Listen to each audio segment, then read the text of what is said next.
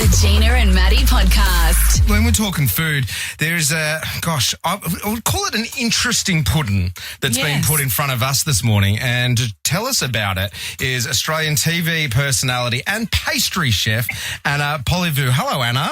Hello, everybody. How are we? Our Christmas pudding is different to the one that you've cooked, and we've just tried it this morning. Anna, can you explain what is in and what's the difference with your Christmas pudding?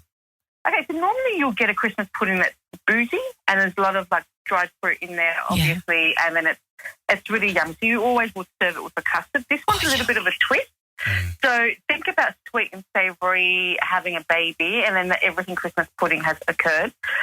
So there's turkey in there, there's ham in there, there's roasted veggies, there's cherries, there's everything you can imagine. So I always recommend having this pudding with the turkey. So think about it more of a savoury stuffing, and then you would serve it with a gravy. We just tried it, and for me too, it does taste like stuffing. It reminds me of stuffing that would go with, when I was a kid, chicken. But yeah, if you put it in turkey.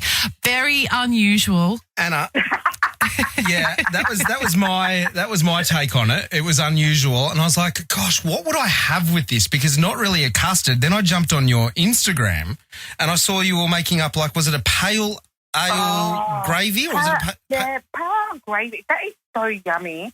When I originally was testing that recipe, I put the whole bottle in there, and it was a bit, how you going? Yeah, you know the drill. You got to save some for you. So it's two sips for you, one sip for the pot. That's generally how it works, isn't it? And that's exactly what it was. But it's really yummy to do gravies with it. So one of them's a roast veggie gravy with cranberries finished off, and then the other one's a power gravy. But I really recommend doing a gravy rather than a sweet custard per se. But it's yummy to eat.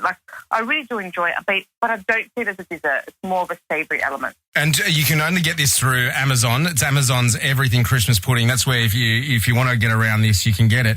What else should I be making for Christmas this year? I know you've got your pud. We'll get the pud. But what is kind of the hot ticket item dessert-wise that would be an absolute showstopper? Say Gina's going to rock up to her folks' place. What should we be doing? You've got to always do a pav. I reckon a pav is always something that everyone's going to eat. It's light. It's fluffy. Mm-hmm. I do a roulade, which is basically a sheet sponge that you just add all your egg white and your caster sugar and your corn flour in the machine. You whisk it all up, spread it on a tray, bake for about 15 minutes, and that's it. Would you two actual bakers judge me if I showed up with a pad from Coles with some fruit that I cut up myself? Not at all. I'd be like, because that's what I would do. Cut me a slice, Jeffries. That's what I'd say. What would you put on top? What fruit are you choosing? What fruit?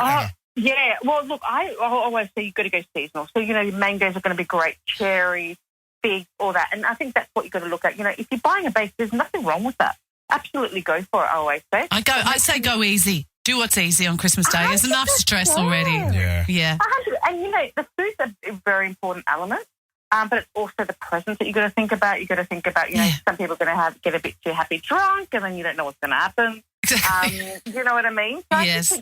Keep it simple. It's about hanging out with family and friends, and that's the important part. And also jumping on Amazon, getting your Christmas pudding for $10, you can't go wrong. Bargain too. It's great value. Absolutely. What's next for you, Anna? Because we've seen you rolling around on a whole bunch of TV. People will know you famously for your bright pink hairstyle. Yes. You are great on the telly. When are we going to see you? You got anything in the works that you can give us a scoop on? Yeah, I'm doing 10 Minute Kitchen, and that's coming on Channel 10 back in February, which I'm really excited about. So 2 Minute Kitchen, did you say? 10. Oh, God. 10. I think it's 2. That's noodles. It would be a very underwhelming show if every episode Anna was just whipping up 2 minute noodles. Okay, today we're doing Oriental.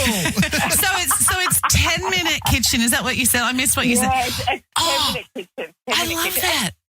Some of my recipes go a little bit over, but that's okay, But there's also recipes there that I do really quick, like a chocolate mousse within literally a minute. So 2 minute noodles, move out of the way. I've just created something in a minute. Yeah.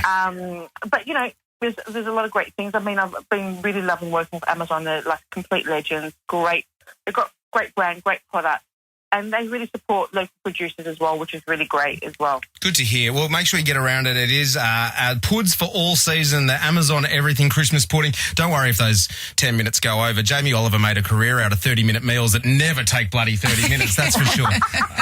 Anna, thanks so much for joining us and have a fantastic Christmas. Oh, thank you so much. And keep on busting those tunes out. Love it. Thanks, Anna. Bye. Thanks, guys. The Gina and Maddie Podcast. For more great comedy shows like this, head to novapodcast.com.au.